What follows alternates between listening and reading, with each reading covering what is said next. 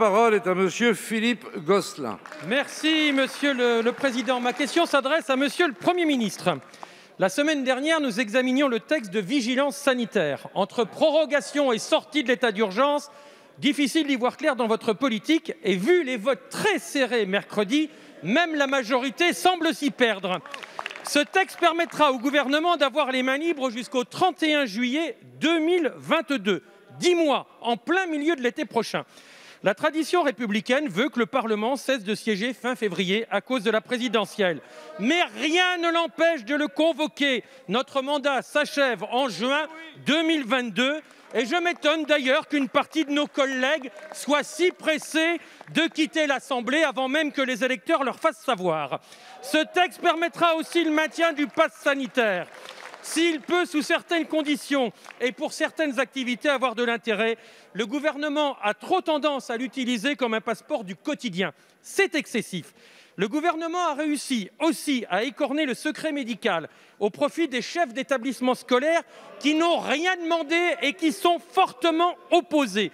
C'est une rupture de confiance, je vous le dis, avec de nombreux parents. Cela va tendre encore plus des situations déjà extrêmement tendues.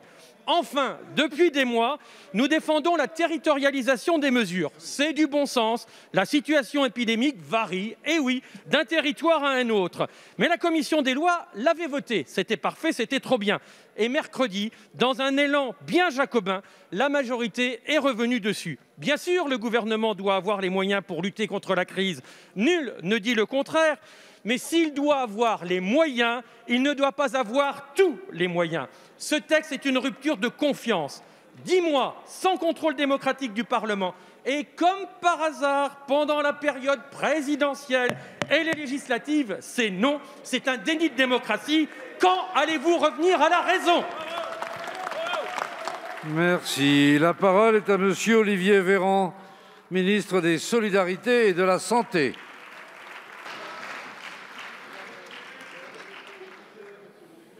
Philippe Gosselin, vous m'interrogez, nous avons eu l'occasion d'en débattre. Et il y aura à nouveau peut-être un débat en deuxième lecture et peut-être en troisième lecture. Et je réentendrai évidemment vos arguments. Vous êtes fondés à les exprimer. Monsieur le député, je ne crois pas qu'il y ait grand monde dans cet hémicycle et dans ce pays qui puisse considérer comme ça qu'au cœur de l'hiver, la situation épidémique serait par magie meilleure qu'au début de l'automne. Donc vous êtes d'accord. Donc il est urgent de considérer que nous devons pouvoir continuer à appliquer de manière proportionnée, territorialisée, toute mesure utile pour éviter de devoir reconfiner notre pays ou de voir les hôpitaux saturés à nouveau.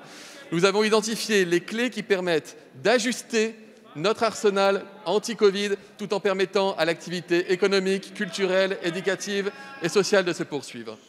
Monsieur le député, nous donner rendez-vous en février pour regarder s'il y a lieu de prolonger la possibilité d'utiliser ces mesures pendant les mois qui vont suivre. Je peux vous répondre, la réponse serait oui, et vous le savez très bien. Vous le savez très bien, puisqu'en février, la situation épidémique, le virus ne va pas disparaître d'ici le mois de février. Nous ne sommes pas en train de dire que nous allons utiliser le pass sanitaire ou le système de jauge ou l'utilisation des gestes barrières forcément jusqu'à juillet. Nous disons que jusqu'à juillet, il nous paraît raisonnable et vraisemblable de pouvoir conserver la possibilité, si besoin, d'activer tout ou partie de ces outils. Monsieur le député, vous faites parfois des procès qui me semblent injustifiés. Je vais vous dire une chose. Vous avez un carnet de santé, monsieur le député. Vous l'avez chez vous. Peut-être que vous l'avez gardé depuis que vous êtes petit. Dans ce carnet de santé, vous allez trouver la trace de vaccination que vous avez reçue. Parce que sinon, vous ne seriez pas allé à l'école, monsieur le député. Vous n'auriez pas pu rentrer dans une école. Le carnet de santé, monsieur le député, il a des décennies de cela. Pourquoi est-ce que quand il s'agit du Covid, ce serait une entaille grave au secret médical, et quand il s'agirait du tétanos ou de l'hépatite B, ça ne poserait aucun problème.